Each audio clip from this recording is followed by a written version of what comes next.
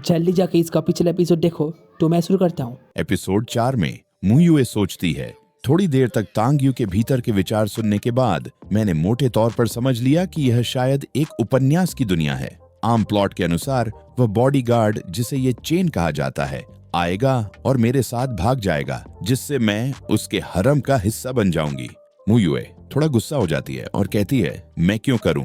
ये चांद कहता है, मुयुए मुझे पता है तुम किससे डरते हो, चिंता मत करो। जब तक मैं यहाँ हूँ तांग परिवार तुम्हारा कुछ नहीं बिगाड़ सकेगा। ये आदमी जरूर तुम्हें धमका रहा है।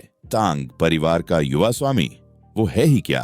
तांग ये सुनकर कहता है, क्या तुम्हारा दिमाग खराब है? इसका मुझसे क्या लेना देना? मैंने तो अपने बॉडीगार्ड से भी कहा था कि दखल न दें। मैं तुम्हें 1 मिलियन युआन दूंगा, बस यहाँ से चले जाओ और मुझे परेशान करना बंद करो प्लीज। मुयुए कहती है, तुम गलत हो। तुम सिर्फ हमारे सु परिवार के लिए एक बॉडीगार्ड हो। आज से तुम नौकरी से निकाल दिए गए हो। कृपया तुरंत यहाँ से चले जाओ। ये चांद ये सुनकर कहता है, वो बुरा बनने का नाटक कर रही है ताकि मुझे बचा सके। कोई ताज्जुब नहीं कि वह वही औरत है जिसे ड्रैगन राजा पसंद करता है, शिक्षित और विचारशील। ये चांद कहता है, मुयू मैं तुम्हें कभी नहीं छोड़ूंगा।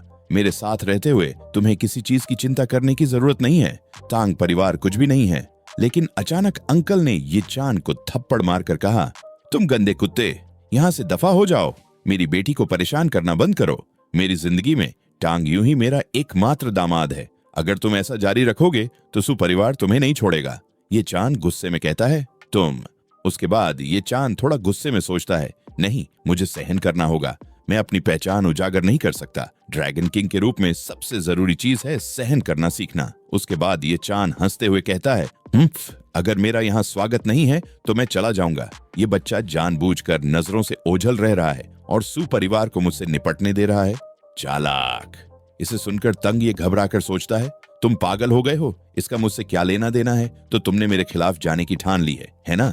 मैं समझता हूँ कि तुम दोनों एक दूसरे से गहराई से प्यार करते हो, लेकिन यह सब कुछ ज्यादा हो रहा है। कृपया सुम्युए अपने पति के साथ चली जाओ, चाहे हाई स्पीड ट्रेन से ही क्यों ना जाना पड़े, मुझे कोई परवाह नहीं। और यहाँ म्युए सोच रही हूँ, तुम आधे दिन से बड़बड़ा रहे हो और अब तुम कह रहे हो कि ये चेन मेरा पति है, जबकि मैं तुम्हारी मंगेतर हूँ। तुम मुझे पास नहीं चाहते तो मैं इसका उल्टा करूंगी। लेकिन अचानक मुयुए तांग को किस करता है और इससे तांग बहुत शॉक हो जाता है। लेकिन तांग को यह किस नहीं लगती क्योंकि तांग अपने हाथ से रोक देता है और तांग के मन में विचार आता है, ये क्या बकवास है, इतने क्रूर। क्या तुम सच में मुझे चूमने की कोशिश कर रहे हो? अच्छी बात है कि मैं इसमें माहिर हूँ। अगर तुम सफल हो गए तो आज भी बाहर निकलने का रास्ता होगा। इसे देखकर सभी लोग कहने लगते हैं, अरे भाई, ये युवा जोड़ी कितनी मनोरंजक है। हम बूढ़े लोग इन छोटी छोटी बातों को समझ ही नहीं पाते।